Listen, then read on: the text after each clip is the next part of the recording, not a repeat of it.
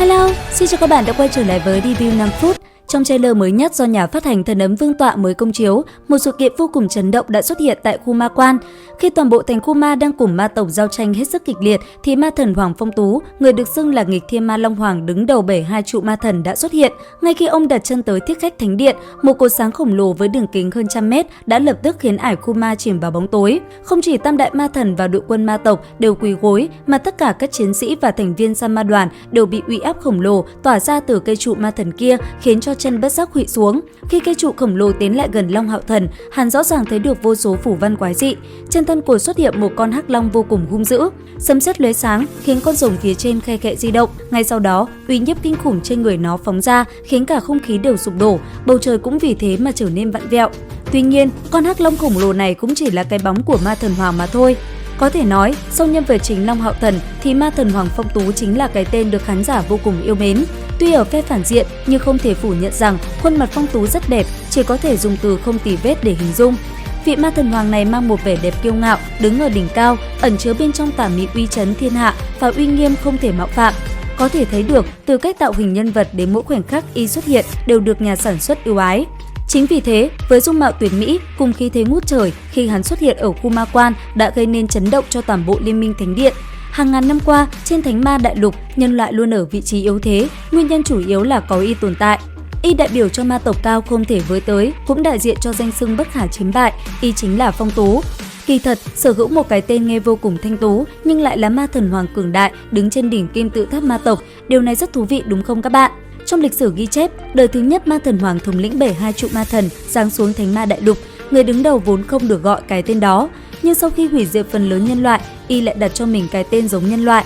Sau đó mỗi đời ma thần Hoàng đều tiếp tục sử dụng cái tên này cho đến hôm nay. Từ ma thần Hoàng đời thứ nhất cho đến người vừa xuất hiện ở khu ma quan lúc này là ma thần Hoàng đời thứ 6 của ma tộc. Theo người đời ghi chép, ngoại trừ xuất hiện luân hồi khiến ma thần Hoàng bị thương mất mạng ra, 5 vị ma thần Hoàng khác đều là thọ mệnh, đã tận rồi trao quyền cho hậu nhân. Dù là vị ma thần Hoàng bị luân hồi lấy mạng cũng chỉ bởi vì tuổi quá già sức yếu mà thôi. 3 chữ ma thần Hoàng trên Thánh Ma Đại Lục tượng trưng cho sự vô địch. Y là kẻ thống trị ma tộc, cũng là cột trụ toàn bộ ma tộc. Chỉ cần có y một ngày, nhân loại tuyệt đối không dám dễ dàng phản công.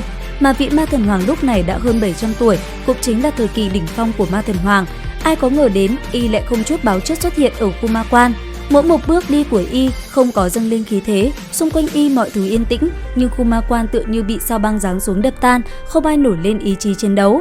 Phần uy nhiếp này đến từ nội tâm mỗi người, đối diện ma thần Hoàng, tất cả sợ hãi từ đáy lòng không ngừng tăng lên. Y thật sự quá mạnh, mạnh đến nỗi mỗi người không cách nào phát sinh ý chí chống cự, cho dù là Thánh Nguyệt cường giả cấp 9 cũng không ngoại lệ. Trong lịch sử nhân loại, duy chỉ tồn tại một nhóm Sa Ma đoàn được xưng là ma thần chi vẫn là có thể miễn cưỡng cùng ma thần Hoàng đối diện. Tuy vậy, họ cũng không nắm chắc có thể lấy mạng hắn. Nhóm Sa Ma đoàn trong truyền thuyết này cũng chỉ nắm chắc 200% nếu cùng ma thần Hoàng đồng quy vu tận. Bên cạnh đó, họ cũng chỉ có 30% tin tưởng có thể làm ma thần Hoàng trọng thương. Bởi vậy, đối với nhân loại, Phong Tú chưa muốn hủy diệt chính là vì nhân loại quá nhỏ bé, chưa khiến hắn để mắt tới mà thôi. Trong tình thế tiến thoái lưỡng nan này, không hiểu sao, cảm giác sợ hãi trong lòng Long Hạo Thần nhẹ hơn người khác rất nhiều. Nhìn ma thần Hoàng từng bước đạp không khí đi, lòng hắn sợ thì ít mà tò mò thì nhiều, đám bạn bên cạnh hắn đang giãy giụa không để mình ngã quỵ. Thế nhưng hắn lại có thể ôm Thải Nhi, giúp nàng chống đỡ dao động của luân hồi sau uy nhiếp kia ảnh hưởng. Nếu như lúc này Long Hạo Thần biết được vị ma thần bất khả chiến bại kia chính là ông ngoại của mình thì có lẽ hắn cũng dễ hiểu vì sao cảm xúc của mình lại như vậy. Có thể nói, nếu hiện tại Phong Tú muốn hủy diệt toàn bộ thành khu ma thì chỉ cần một ý niệm là lập tức khu ma quan sẽ tan thành mây khói. Nhưng mà trong số những hơi thở ở đây, ma thần Hoàng lại nhận ra một luồng khí tức quen thuộc. Bởi vậy, hắn không vội truy sát nhân loại. Nhưng liệu rằng vị ma hoàng tối cao này có làm ra hành động gì bất ngờ không? Tất cả sẽ có trong nội dung tập tiếp theo nha. Video đến đây là hết. Xin chào và hẹn gặp lại các bạn ở những video tiếp theo.